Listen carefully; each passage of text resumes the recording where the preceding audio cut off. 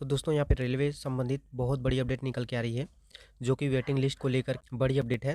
इससे आपको फ़ायदा होगा या नुकसान, इसके बारे में जानेंगे और क्या है सच्चाई वेटिंग लिस्ट को लेकर के। और यदि आपके कम नंबर भी आ रहे हैं तो ये आपके लिए बहुत अच्छी खबर है। तो बनी रहिएगा वीडियो के लास्ट तक। हेलो दोस्तों, स्वागत है आप सभी का जॉब्स की केस नए वीडियो में। तो आइए शुरू करते हैं और देखते हैं कि आपका वेटिंग लिस्ट के बारे में क्या अपडेट निकल के आ रहा है।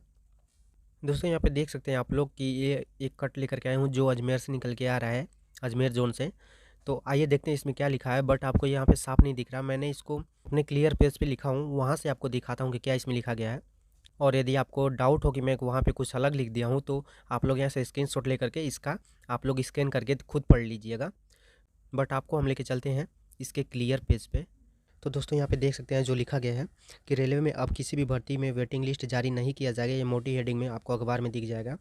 नीचे लिखा था उसके कि डॉक्यूमेंट वेरिफिकेशन के लिए अतिरिक्त अभ्यर्थी को नहीं बुलाया जाएगा। तो क्या है इसके बारे में डिटेल जानते हैं। नीचे लिखा गया है सारा कुछ। तो आइए देखते हैं कि नीचे क्या लिखा गया है। देखिए, ये अजमेर जोन से मैंने पहले आपको बता दिया कि मिला है। और ये जो है रेलवे की ओर से अब किसी भी भर्ती में वेटिंग लिस्ट जारी नहीं की जाएगी। साथ ही डॉक्यूमेंट वेरिफिकेशन के लिए अतिरिक्त अभ्यर्थी को नहीं बुलाया जाएगा। यानी यहाँ पे बताया जा रहा है कि अतिरिक्त अभ्यर्थी को डॉक्यूमेंट वेरिफिकेशन के लिए नहीं बुलाया जाएगा। यानी जितने पद हैं उतने ही बच्चों को बुलाया जाएगा डॉक्यूमेंट वेरिफिकेशन के लिए। आगे देखते हैं कि इस बार रेलवे ग्रुप डी भर्ती परीक्षा से शुरू की जा रही है। यानी इसी बार से ये शुरू हो रहा है। रेलवे की ओर से किसी भी भर्ती परीक्षा का परिणाम जारी करने के बाद अभ्यर्थी को नौकरी देने से पहले डॉक्यूमेंट वेरिफिकेशन किया जाता है।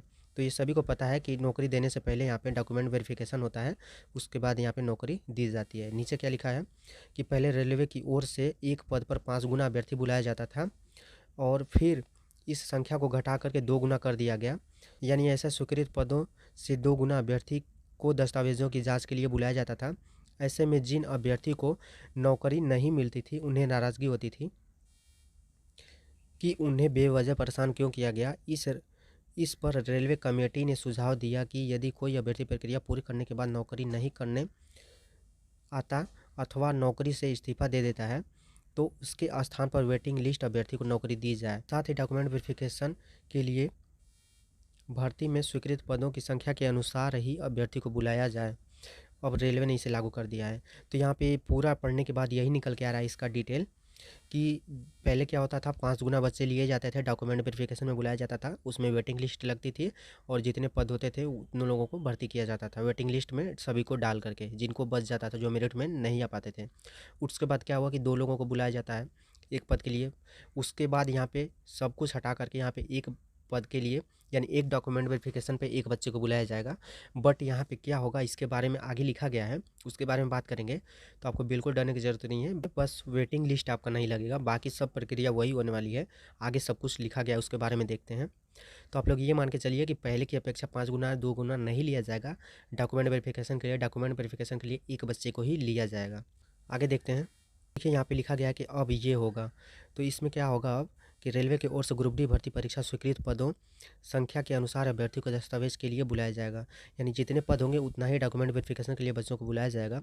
यह व्यवस्था अब सभी परीक्षा में लागू रहेगी। यानी कोई भी परीक्षा हो रेलवे का, इसमें सभी में लागू होगा। बोर्ड की ओर से पैनल तैयार कर रेलवे को भेजा जाएगा।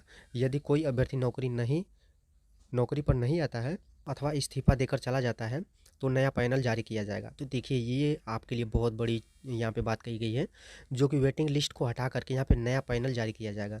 यानी आपको वेटिंग लिस्ट में नहीं रखा जाएगा, सभी को हटा दिया जाएगा, बट उसके बाद फिर नया पैनल जारी होगा। यानी वेटिंग लिस्ट के ही तरह अगली यहाँ पे मेरिट लगेगी जिसमें फिर से बुलाया जाएगा बच्चों को और फिर से डॉक्यूमेंट वेरिफिकेशन होगा, सब कुछ होगा दोबारा से। ओके, क्योंकि यहाँ पे नीचे लिखा गया, आप साफ साफ देख सकते हैं कि बोर्ड की ओर से किसी भी तरह की वेटिंग लिस्ट नहीं जारी की जाएगी। पैनल मेरिट के आधार पर तैयार किया जाएगा। यानी पैनल जो है मेरिट के आधार पर दोबारा तैयार किया जाएगा, मेरिट के आधार पर।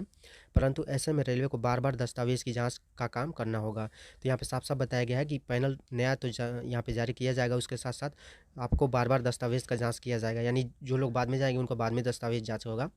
पहले क्या होता था कि सभी लोगों को एक ही बार यहाँ पे दस्तावेज़ जांच हो जाता था और जिनको यहाँ पे मेरिट में जिनका आ जाता था उनको यहाँ पे सिलेक्शन दिया जाता था और जो सीट बचती थी उनको वेटिंग लिस्ट में जो रखे होते थे उसमें से उठा करके फिर उनको डाल दिया जाता था, यानी उनका कर दिया जाता था।